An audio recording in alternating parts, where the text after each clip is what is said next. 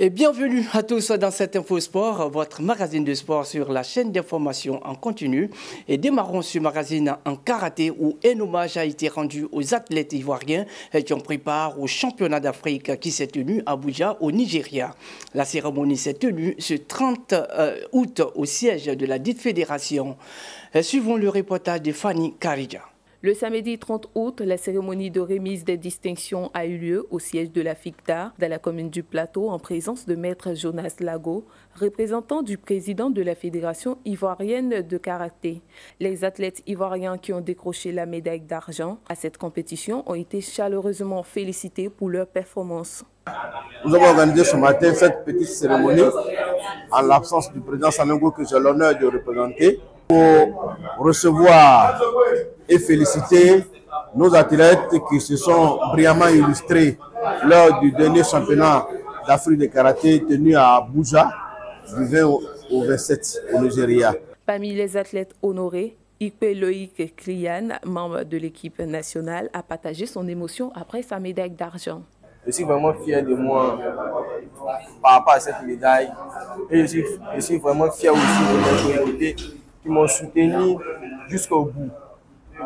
Je remercie vraiment le président de la fédération ainsi que les directeurs techniques et enfin les coachs qui m'ont vraiment soutenu, qui m'ont vraiment donné une bonne qualité, une bonne formation que je puisse être à ce niveau-là. Ces athlètes galvanisés par leur réussite se tournent désormais vers l'avenir avec une ambition claire.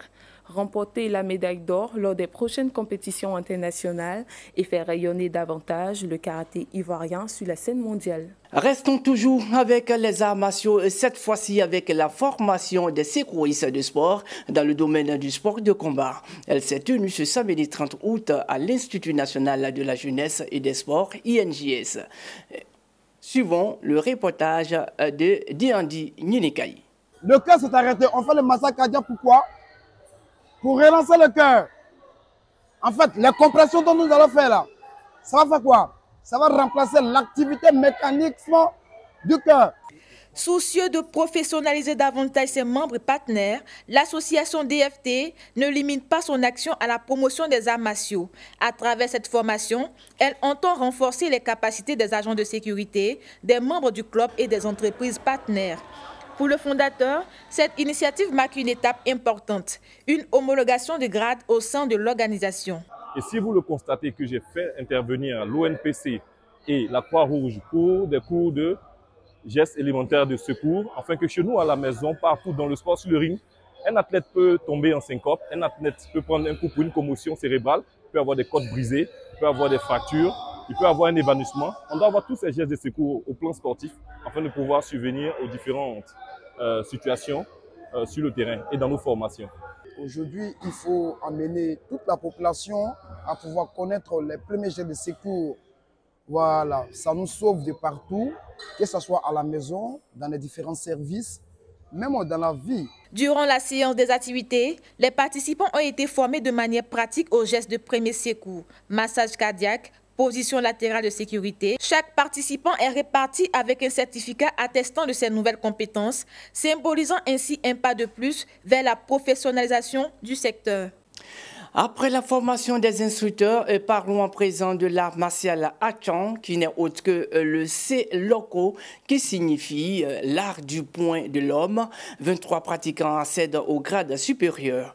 Et la cérémonie du passage de grade s'est déroulée ce week-end. Suivons le reportage d'Arnaud Oussou, commenté par Zenab Goumbri.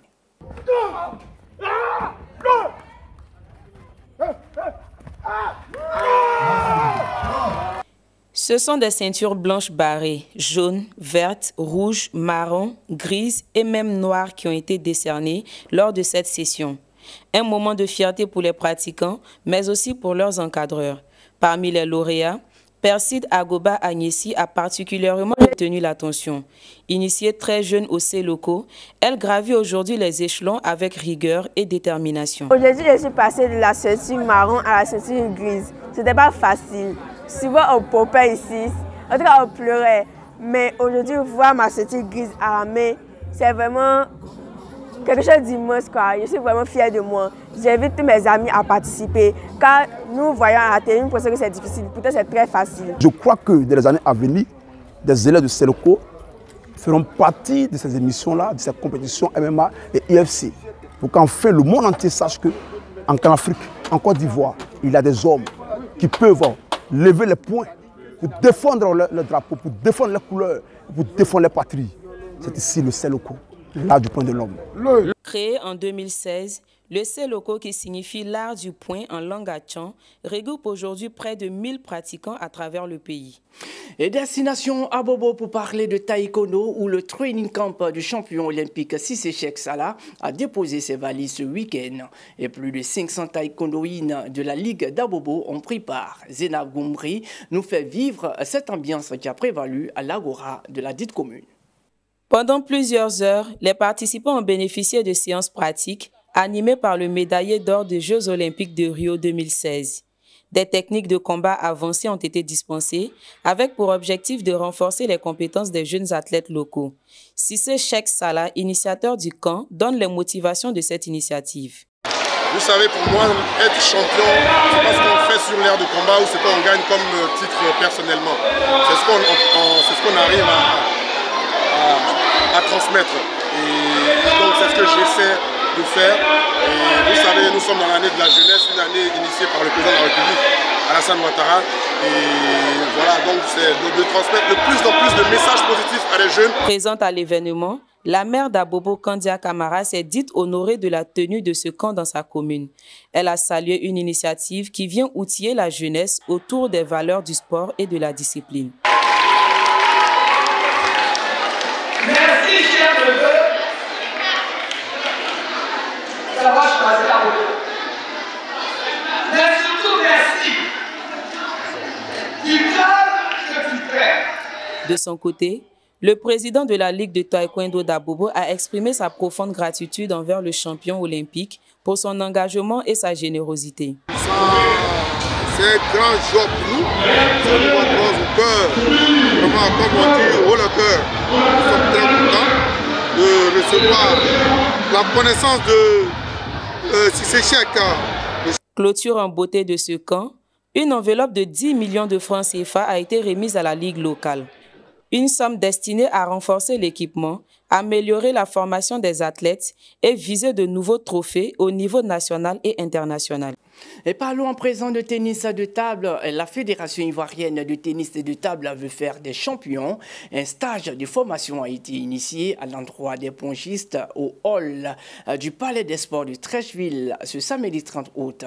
Nous avons suivi pour vous. Voici notre compte-rendu commenté par Kariga Sidibé. Ils étaient près de 230 jeunes issus de différents clubs à répondre à l'appel de la Fédération pour ce stage de formation intensif. Sous la supervision du directeur technique national, les participants ont pu bénéficier d'un encadrement professionnel dans une ambiance studieuse et dynamique. Le directeur technique national revient sur les objectifs de cette initiative qui vise à détecter les futurs champions du tennis de table ivoirien et à renforcer la base des participants à travers le pays. Oui, le stage s'est très bien passé avec les enfants de l'école Habitat, voilà, qui sont venus au nombre de 40, voilà, précisément 42. Donc, le stage aussi était ouvert à plusieurs communes, pas seulement à celle de Trècheville. Hein. Voilà, le stage était ouvert à plusieurs communes.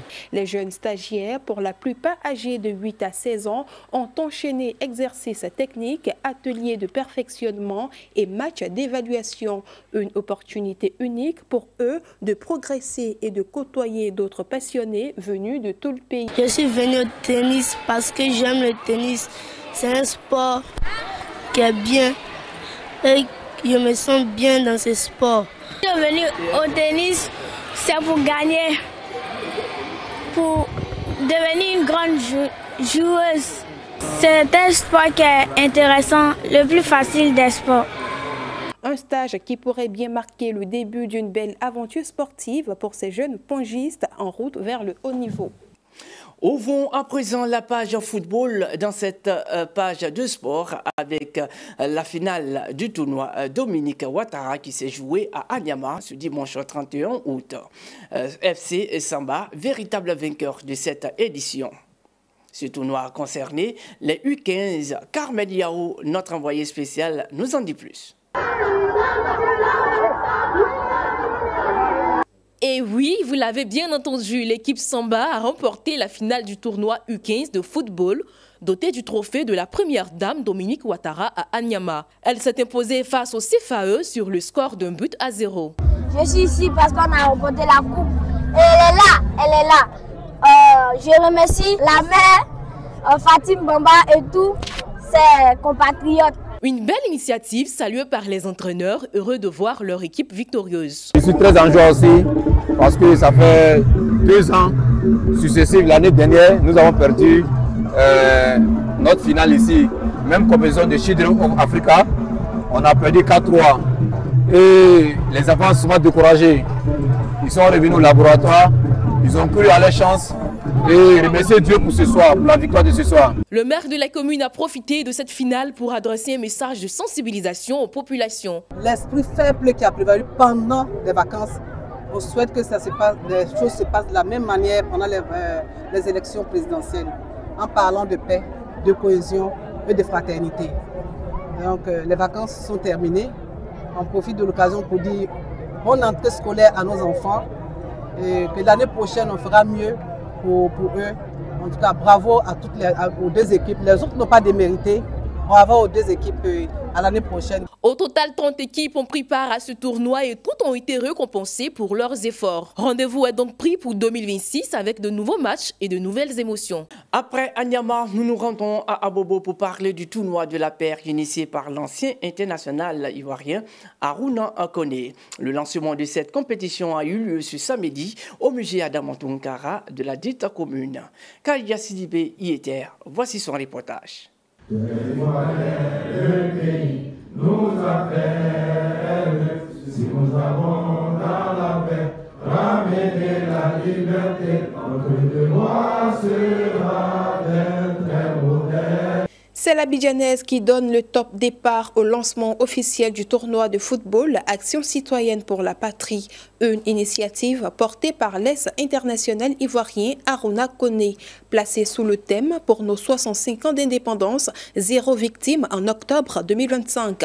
La compétition se veut un vecteur de paix et de cohésion sociale à l'approche de l'élection présidentielle ivoirienne. Particularité, les différentes équipes engagées porteront les noms des différents partis politiques. Chaque équipe sera ainsi identifiée par une valeur républicaine, à un concept citoyen, la paix. Ça veut dire qu'il y a des équipes qui vont s'appeler FC Paix. La cohésion, FC Cohésion. Le respect, FC Respect. La tolérance, FC Tolérance. Ou encore par le nom des partis politiques tels que FC FPI, FC RHDP, FC PPACI, FC PDCI et j'en passe. De cette manière, chaque match jouera le rôle d'un message. Chaque action sur le terrain rappellera aux spectateurs que nous avons un destin commun et que la Côte d'Ivoire a besoin de toutes ses filles et de tous ses fils pour avancer. La mairie d'Abobo salue cette initiative. Kone Aruna a servi la Côte d'Ivoire. Il a servi non seulement la Côte d'Ivoire, mais en dehors de la Côte d'Ivoire, l'image qu'il a donnée au monde entier, c'est l'image du fair play. C'est l'image de la solidarité, c'est l'image de la rigueur, c'est l'image de la cohésion.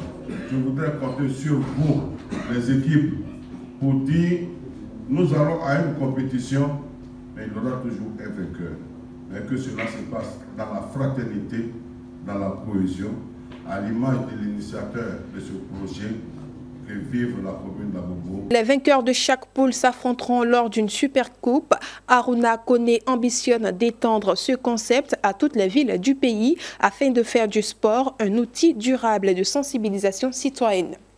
Destination à Koumassi, où la jeunesse a été sensibilisée sur la cohésion sociale autour d'un tournoi de football. L'apothéose s'est jouée ce week-end. Pierre Thierry et Zenam Goubri nous replongent dans cette faveur.